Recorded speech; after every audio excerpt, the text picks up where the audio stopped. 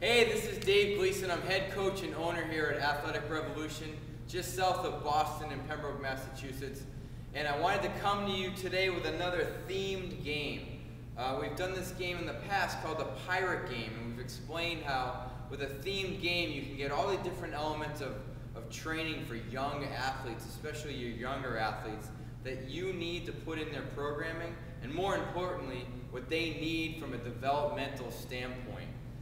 We talk about the fact that younger athletes, 6 to 9 years old, then even into the 10 to 13-year-old age group for a little bit, we talk about the fact that they need to work on body awareness, spatial awareness. They need to work on coordination, reactivity, rhythm. They need to work on balance, static and dynamic. We talk about the fact they need to work on systemic strength, and the list goes on and on and on.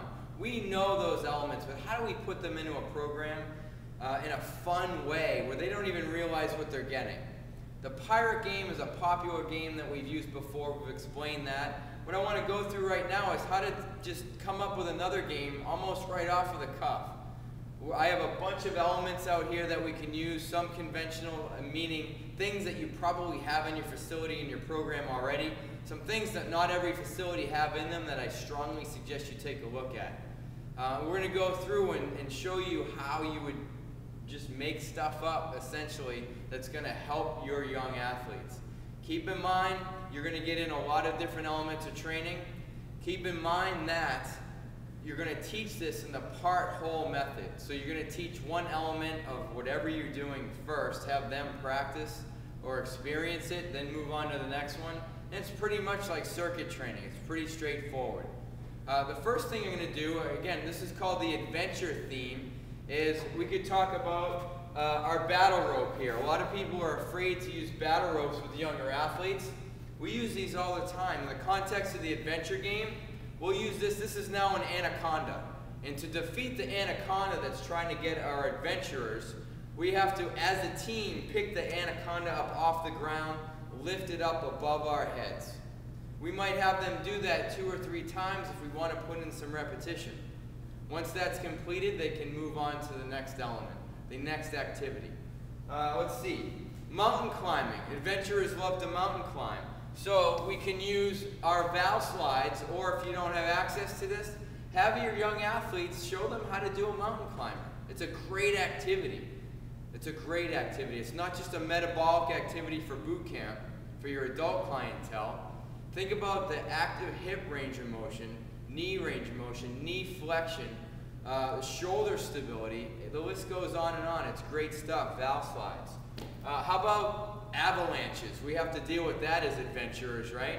2 ways you could do this from what I'm looking at right here. 1, dodgeballs. You and your coaches could get as many of these little dodgeballs or whatever balls you have in your facility, roll them across your facility or at your kids, and they've got to dodge them. They need to work on changing direction and figuring out where they are, where the other adventurers are. So spatial awareness, fantastic stuff.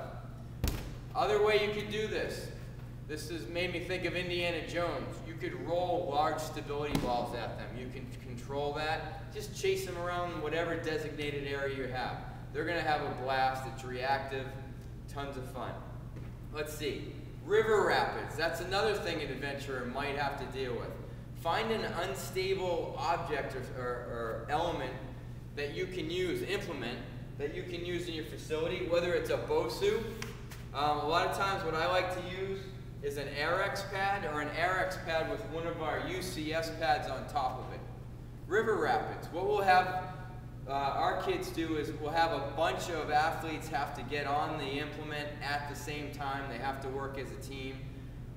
It's fantastic. They have fun. There you go. Balance with river rapids. How about quicksand? We use this fat pad here, this thick gymnastics pad. Have them stomp up and down on that so that they don't fall into the quicksand. They don't sink. You can have them get their high knees. You have them go arms up, high knees. You layer it the way that you want. It's up to you. It's all fantastic. Now, a couple things that might not be in your facility, which you want to think about. Some way for your kids to climb, especially your younger athletes. Behind me, you can see down right at the end here, it comes up and over. That's our monkey bar setup. It's 20 feet long, there's 17 monkey bars. We'll use that to traverse the canyon.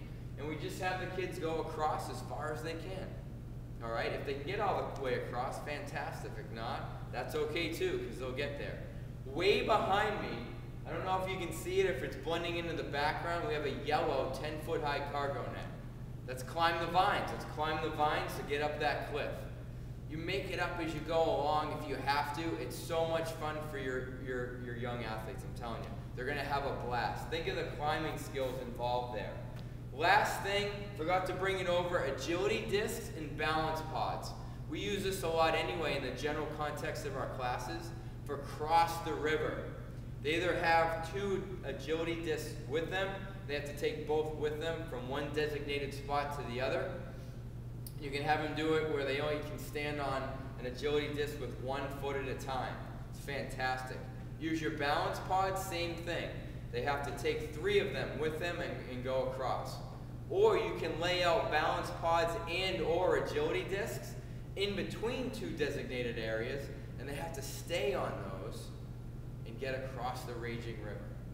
See where I'm going with this? All you have to do is open up your mind and be a little bit of creative, and you can hit all these different elements of training. Your kids will have a fantastic experience, which is number 1 on your list. It's so much fun for you and them. I hope this helped you develop an adventure game of your own. You can use some of these elements, these games that I talked about. You can call them your own, you can rename them, you can layer them or peel them back. It's up to you as the coach.